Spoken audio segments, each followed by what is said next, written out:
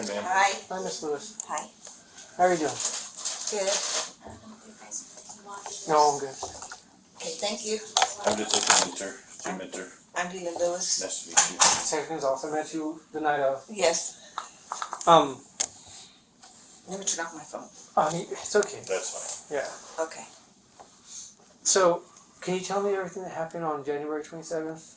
Okay. Like your involvement from The time I was called. to the end. Okay, I was called and to go clean the patient's bathroom in ER around, maybe 2 o'clock or so, I think it was the time, I'm not too sure. So when I went in there, it was a gory, bloody massacre mess. Could you describe it if possible? Yeah, there was blood everywhere. There was blood on the floor, on the wall. Do you remember which wall? The one behind the toilet, and then the one on the side, right here. You know, there's the one where the toilet sits, back of that. Yeah. And then on the side.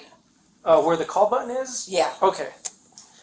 And on the floor, everywhere. I mean, it was. Was it like this is the bathroom, here's the toilet and the sink, then here's the door. So was it just like this, or? Actually, it was all over the place, all over the floor, because even when I was going into the bathroom, there was blood on the coming out of the bathroom on the floor. Okay. So it was everywhere. Okay. So there's blood coming out of the bathroom? Do you Yeah, know how far it went? footsteps. Okay. I think they were the person that was in there, her footsteps.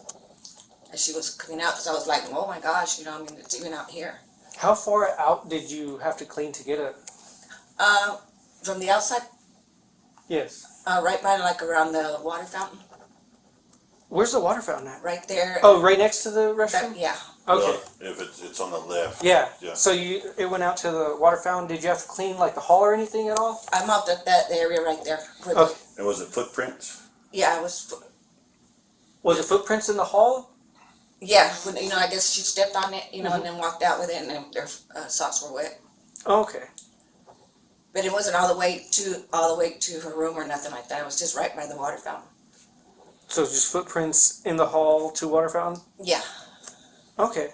And what else happened? Okay, then I went in there, and then I started cleaning. I started. First thing I did was I started mopping, because we can't be walking around on that blood. Okay. So I started mopping, and then I started. After that, I started wiping everything down. Then I went to the toilet, you know, and I cleaned the toilet, and then I got everything. I had to do everything like twice because it was, you know, bad. I wiped down the walls and everything. And after I did all that, I usually throw my trash first, but for some reason that night I had to clean the floor up and everything else. And when I went to go through the trash, I felt that when I picked up the trash and I looked in it, there was trash in it, but I knew that it didn't feel like when I picked it up it was some weight, so I thought it was the trash bags, because we put the trash bags on the bottom. Mm-hmm. And so I started getting the trash out, and then when I did that, I seen that there was a baby in there, and that's when I freaked out, and I called Lori and HT, or the nurses up front, and because there was a baby in the trash, and the baby, when I looked at it, the baby was wrapped up like in a, you know, like at the bottom of the trash can, and with trash on top of it, in a trash bag. And so how did you see it, like as soon as you picked it up? No, after I picked up the trash bag that was on top, you know, Okay, where so they were throwing the trash at, when I picked that up to change it, that's when I noticed that there was, when I seen the baby. Okay, so you lifted the liner and then saw Yeah. the baby, okay. And I know it bugs you, but can you like describe the baby?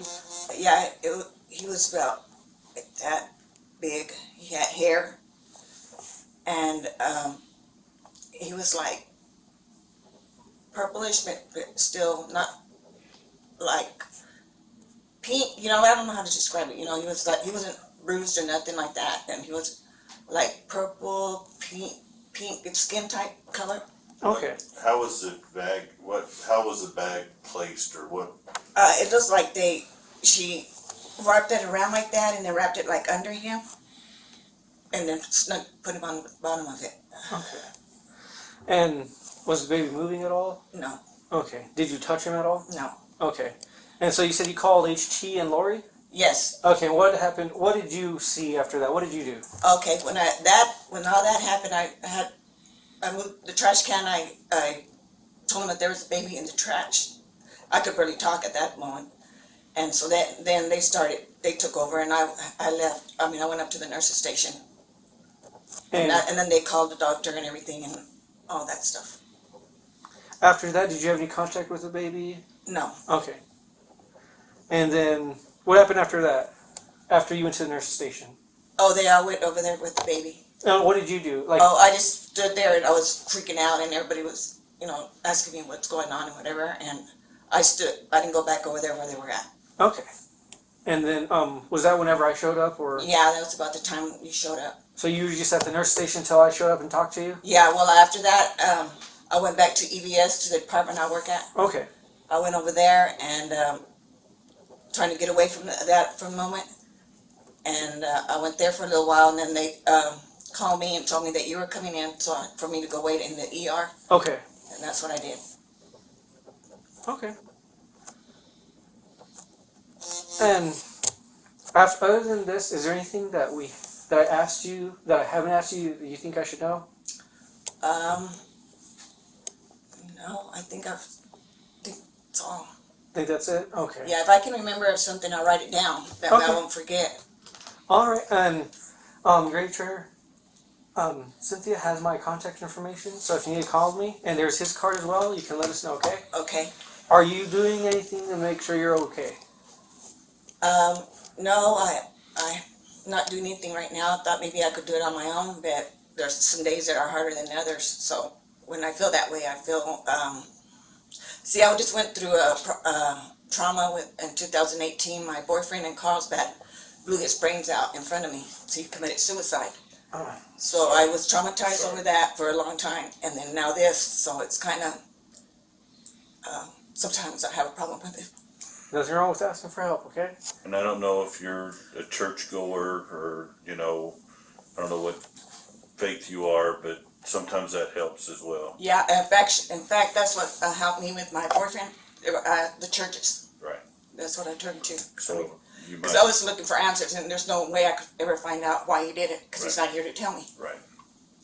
Well, I'm sorry for that. I'm sorry for your loss. Thank you. I really am.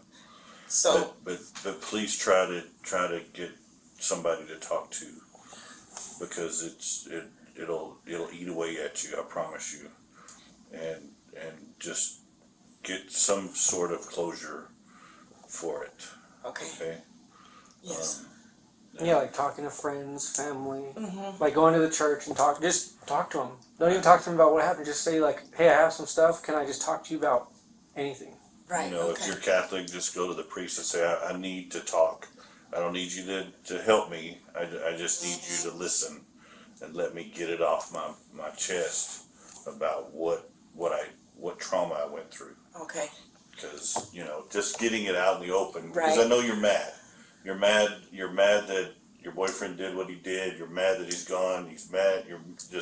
You're mad. Mm-hmm. So getting that out, saying I'm mad, and talking to a priest or a pastor, whoever, Right. will help you. Trust me, because I've been through that. I lost my son in 20, and I've done lots of that. Right. And and I was, because I didn't know why he did it. He didn't ever show any signs or anything like that. So I'll try to look for answers, and I'm never going to find them because he's not here to tell me. So that's what my main problem was. I needed to know, and that was making me go crazy. Well, there are like survivor groups here in town and just around that you can talk to.